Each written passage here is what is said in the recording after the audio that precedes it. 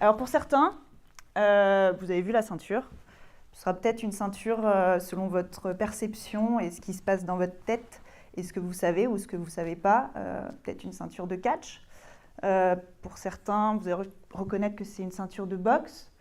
Pour ceux qui ont déjà vu cette ceinture, vous saurez à qui elle appartient. Pour moi, personnellement, ce sera le symbole d'un enfant qui a un jour initié un rêve et qui l'a accompli. Pour la personne à qui elle appartient, c'est beaucoup plus que ça. C'est le symbole de son chemin qu'il a parcouru depuis le jour où il a décidé d'en faire son objectif. Parce qu'au final, c'est un objectif. C'est un rêve, mais c'est devenu un objectif. Et au final, c'est des moments difficiles, des risques pris, des doutes, des sacrifices, vraiment des difficultés rencontrées, mais c'est aussi des réussites, évidemment, vu qu'il est devenu champion du monde lorsqu'il a eu cette ceinture-là. Ça a été des joies partagées et de la fierté. Pourquoi je vous parle de, finalement, ce champion, ou des champions ? En fait, c'est juste pour se poser la question de qu'est-ce qui a permis un jour à cet humain d'accomplir finalement son rêve, parce que ça, c'est quelque chose qui nous intéresse tous. Et pour ça, je me suis dit, on va décomposer ça et on va, tout va bien, analyser son chemin, d'une certaine manière. Pour analyser ce chemin, en fait, je vais vous dire de commencer par la fin. Et la fin, c'est quoi ?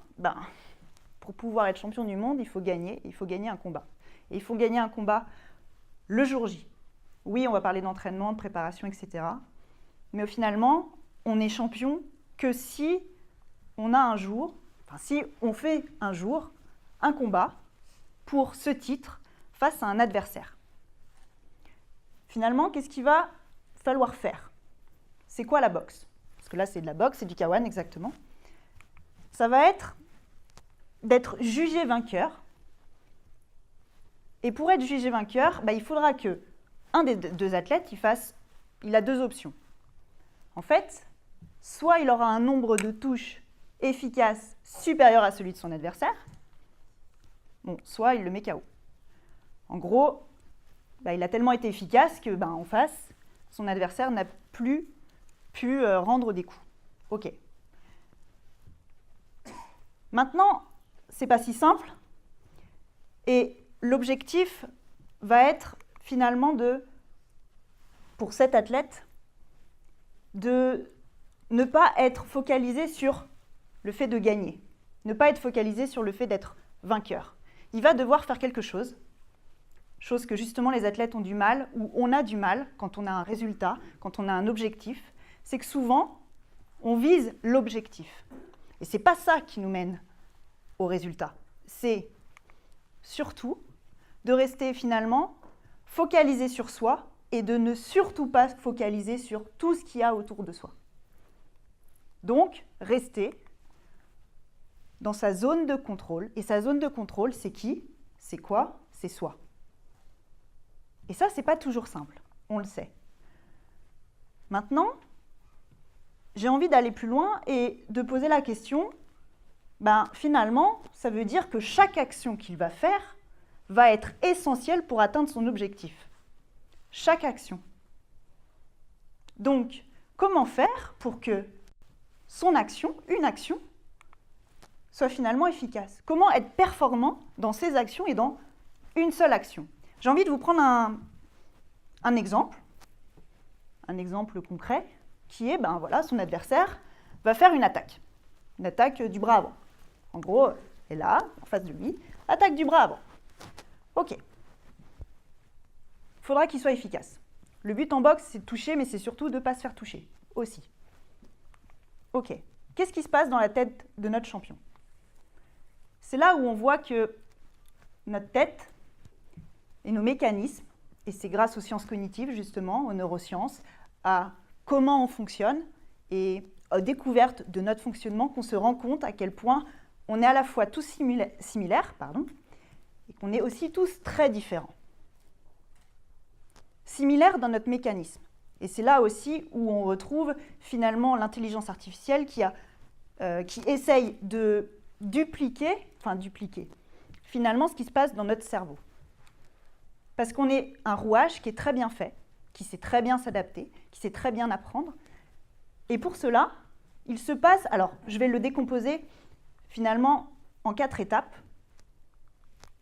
Il se passe une chose. Pour que d'abord il puisse bien réagir, eh bien, le cerveau, nous, j'ai envie de dire nous, notre système, il a d'abord besoin de voir l'attaque, d'avoir une prise d'information. OK ? Si je ne vois pas qu'il y a un coup qui arrive, si je ne l'ai pas au niveau de ma vision, ça va être difficile de l'anticiper. On peut, hein, ce sera hasardeux. Donc il y aura une prise d'information en premier. Et ça, c'est nos récepteurs sensoriels qui le permettent. Notre ouïe, notre toucher, notre odorat, la vision. Ensuite, c'est là où on va voir, une fois que l'information est prise, c'est notre cortex, notre système, exactement, j'ai envie de dire, qui prend le relais. Et ce relais, c'est le traitement de l'information. En gros, on va prendre l'information extérieure et derrière, on va vérifier nos capacités à pouvoir réagir correctement à cette information extérieure.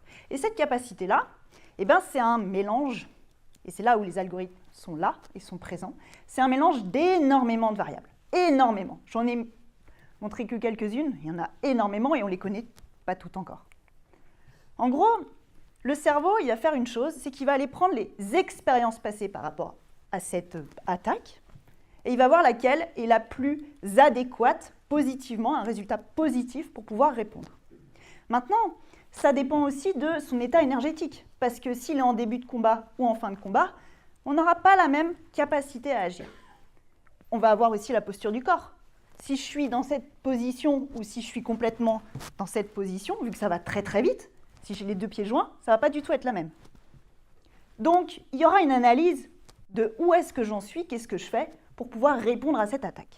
Ensuite, il y aura la prise de décision et finalement l'action. On envoie l'information pour qu'on puisse répondre et réagir à cette action. Ok, très bien.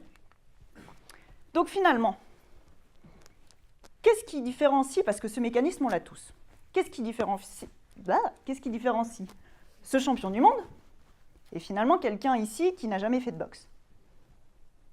C'est justement ce qui s'est passé. Donc, dans ses expériences passées, il a eu de l'entraînement, de la pratique, il a vécu d'autres combats, il a eu des mécanismes qui se sont préparés à cette action-là en répétant, en apprenant. Et ça, c'est l'expérience qui le permet. Contrairement à quelqu'un qui, imaginons, je prends quelqu'un dans la salle qui n'a jamais boxé, il vit exactement la même chose, sa réaction, la grande probabilité, ce sera déjà hasardeux, mais la grande probabilité, ce sera ça. Ça fait mal, mais on en survit. Ok. Moi, j'ai envie d'aller un peu plus loin et de revenir finalement à comment ça se fait et comment on fait pour finalement que ce champion, qui n'était pas champion au départ, il s'est mis à se lancer vers cet objectif. Qu'est-ce qui a fait qu'à un moment, donc c'est bien avant, il s'est lancé vers cet objectif qui est ambitieux? Qu'est-ce qu'il faut pour commencer? Il faut se sentir confiant, il faut se sentir motivé, il faut se sentir capable de rester focalisé sur l'action, capable de garder un état d'esprit ouvert, capable de pouvoir gérer son stress, ses émotions face à l'adversité. Il faut se sentir capable. Et comment on fait pour se sentir capable? C'est là où en fait, il va falloir se sentir en équilibre avec soi-même. Et l'équilibre de soi-même, c'est en fait la connaissance de notre système. Notre système, c'est nous entièrement. Et l'équilibre de notre système, quand on se sent en équilibre, il se passe quelque chose. C'est qu'en fait, ça va nous aider à percevoir le chemin comme beaucoup plus facile à faire et en plus, ça va nous permettre de nous sentir beaucoup plus forts et beaucoup plus confiants. En gros, le fait de se sentir bien avec soi-même permet de voir la difficulté devant soi un petit peu atténuée et nous, un petit peu plus confiants. Un peu comme Superman. Cet équilibre, donc, maintenant, comment on fait pour être en équilibre? En fait, cet équilibre, il repose sur nos besoins essentiels et universels. En gros, il repose sur notre connaissance à nous de comment notre système fonctionne. Comment on fait pour mettre en marche cette machine-là à prendre les meilleures décisions possibles? Comment il fait? Eh bien, il va falloir répondre à nos besoins essentiels. Et ça, on l'oublie souvent. Par contre, les champions, les athlètes, ils apprennent très rapidement à connaître ces besoins essentiels. Ces besoins essentiels, c'est notre sommeil, c'est la connaissance de son sommeil, c'est la connaissance de sa nutrition, c'est la connaissance de notre activité, c'est de faire de l'activité physique, évidemment, et c'est aussi l'activité sociale. On est des êtres sociaux, on a besoin d'être les uns avec les autres, d'avoir des relations saines pour pouvoir se sentir équilibré. On a besoin de bouger pour se sentir équilibré. On a besoin de nutriments, d'eau, pour tout simplement se sentir déjà vivant. Sentir vivant dans le sens vivre. Et puis le sommeil, très important. Et puis il y a un autre aspect qui est souvent oublié, c'est l'environnement. L'environnement dans lequel on a besoin d'un environnement où on se sent en sécurité. Si on est en insécurité, si on a un de ces essentiels qui n'est plus là, on est en total déséquilibre. Maintenant, je vais vous le montrer avec un exemple de Profit qui a fait en 2013 une étude justement, et qui a montré par cette étude, je vais la simplifier, mais à quel point, selon ce que l'on fait, donc nos actions au quotidien, nos actions dans le fait qu'on mange, que l'on est fatigué ou pas, a une action, un impact sur notre perception du chemin qui est devant nous. Là, le but, c'était d'observer un chemin. Il y a une certaine pente. Et le but était de demander à la personne comment la pente est pour lui, comment elle est. Si elle est plutôt élevée, et il devait montrer à peu près le degré de la pente. Et bien en fait, il y a eu plein de conditions différentes pour pouvoir vérifier la perception de la personne. Et ce qu'on a constaté, c'est que s'il est avec un ami, il perçoit la pente comme beaucoup plus faible. S'il a un sac à dos sur le dos, là, il l'aperçoit comme beaucoup plus élevée. Si on vient de lui faire une tâche cognitive qui était compliquée, il va la percevoir comme beaucoup plus difficile. Si sa posture aussi, s'il est avachi ou s'il est justement dans la posture de Superman, il ne va pas du tout percevoir la pente de la même manière. Je vous laisse deviner lequel nous permet d'être beaucoup plus confiant. Évidemment, c'est la posture de Superman. Ou Superwoman, excusez-moi. Et surtout, de manière inconsciente, c'est au niveau de la nutrition. En gros, le taux de glycémie dans le sang a un impact sur notre perception du chemin. En gros, ils avaient donné des canettes de soda goût sucré pour l'un, en fait c'était des additifs, et pour l'autre c'était vraiment du sucre. Ceux qui avaient du sucre, donc c'est notre énergie. Le glucose, c'est l'énergie qui fait fonctionner notre cerveau et notre organisme. Celui qui avait véritablement le sucre, sachant qu'il ne le savait pas, il percevait la plante comme plus facile. Pour vous montrer à quel point les relations sociales, l'état physique, la fatigue, la posture, taux de glycémie, et j'en passe, a un impact sur notre perception des choses et donc notre capacité à pouvoir faire les choses. Donc, quand on arrive à contrôler et à connaître chacun de ces mécanismes-là, finalement comprendre comment notre meilleur algorithme qui est dans notre tête puisse fonctionner au mieux grâce à nos besoins essentiels, c'est là où on commence à se donner les capacités à peut-être se mettre sur ce chemin qui est plutôt ambitieux. Maintenant, j'ai envie de parler de quelque chose qui est important pour moi, c'est aujourd'hui notre ignorance de finalement toutes ces influences que l'on fait au quotidien, tous ces actes que l'on fait au quotidien, a une influence sur notre environnement. Donc finalement sur notre planète. Chacune des choses que l'on fait, par exemple pour la nutrition, je prends sur le sucre. Imaginez, j'achète